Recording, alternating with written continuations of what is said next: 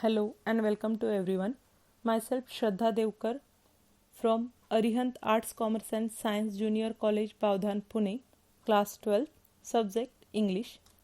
Today we will see Section 2, Poem 2.5, Father Returning Home by Dilip Chitre. Introduction. Dilip Chitre, 1938 to 2009. Dilip Chitre was a celebrated bilingual poet and translator with a remarkable work in Marathi and English. His versatile creativity extends to painting, filmmaking, and his notable contribution as a magazine columnist. He received the prestigious Sahitya Akademi Award both for poetry as well as for his well-known translation works, says Tuka, popular Abhyangas by Sant Tukaram.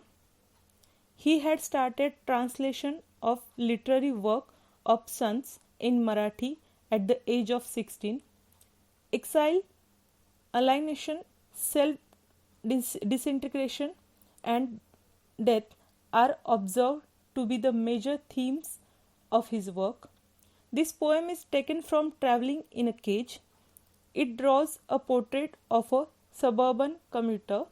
It depicts his dull, monotonous, exhausting and equally pitiable daily routine.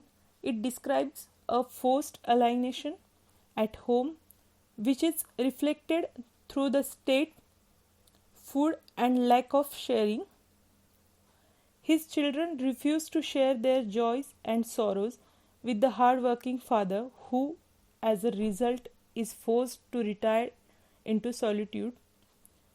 This very painful loneliness is a symbol of man's isolation from the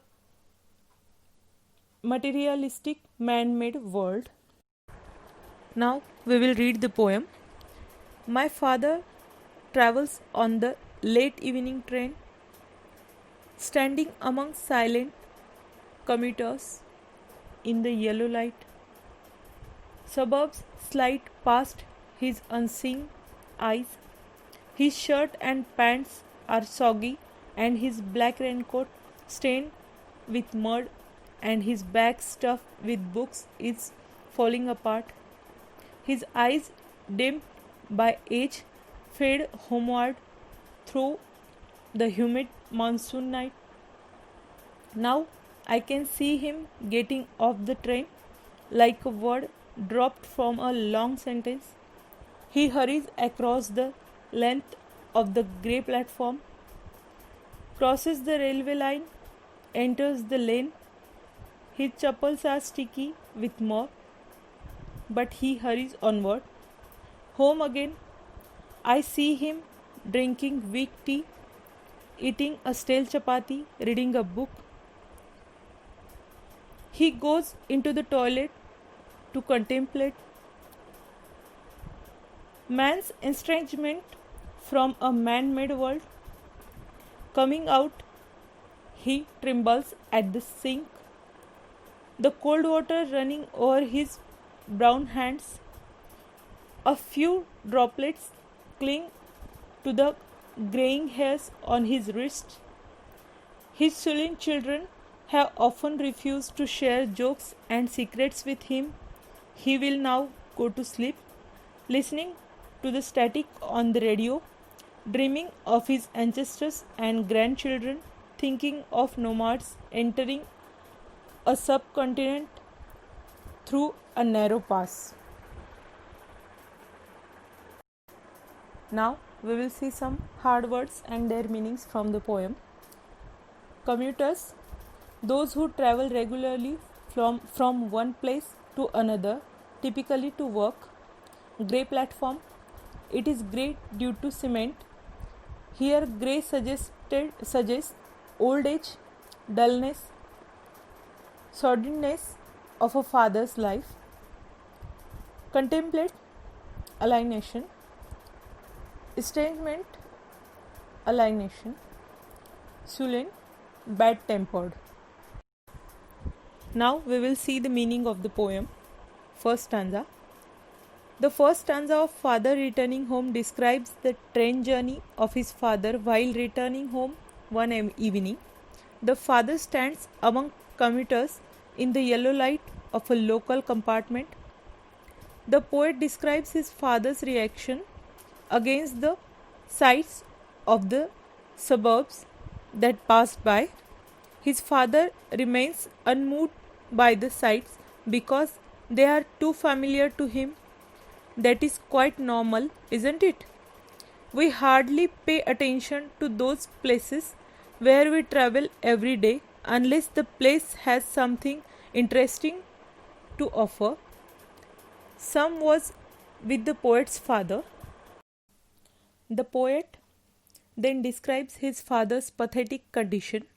As he travels during the rainy season, his clothes become damp and dirty. The black raincoat that he wears became stained with mud. His back crumbled with the heavy load of the books. Due to old age, the poet's father's eyesight has become poor and therefore he finds it difficult to move about in the dark. The poet says that he can see his father getting down the train like a word dropped from a long sentence. The sentence is highly unique and it provides an evocative image of an old man who gets down from the train as if he is no longer relevant to it. The poet then sees his father hurrying through the long grey platform. The man seems to be as old as the platform, who has been using it as a part of his routine. He crosses the railway tracks and hurries home through muddy lanes on a rainy day. This is indicated by his chappals, which are sticky with mud. This stanza portrays the monotonous of the old man who sustains the vagaries of weather as well as the estrangement from the man-made. Now we will see the meaning of second stanza. The second stanza, the poet represents the alienation of his father that he experiences in his own dwelling. The poet tells us that his father drinks a weak tea and eats a stale chapati when he comes back home. This shows that even his basic requirements are not properly carried out by his family. A sense of pity of the poet's father arises in us. What do you think? The father is then seen going into a contemplative mood after reading some kind of a philosophical books. He goes to the toilet and contemplates over man's alienation from the man-made world. This exhibits that the man is visibly upset with his predicament. He is terribly shaken when he comes out of the toilet and trembles while he washes his hands at the wash basin. It seems that he trembled not only because of the cold water but also due to the thoughts that came into his mind while he was thinking in the toilet. The father finds himself all alone in his room as he is written of by his children.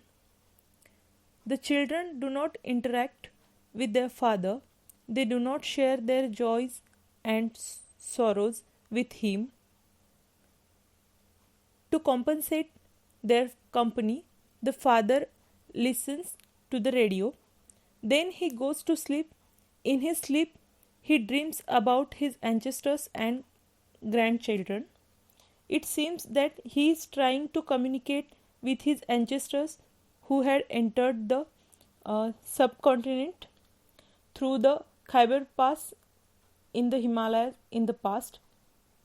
The dream mirrors that the old man is either thinking about his past or his future. It is a kind of a relief to him from his mundane routine. avoid of any human contact. Have you ever felt so alienated like this old man in Father Returning Home? Thank you so much to everyone.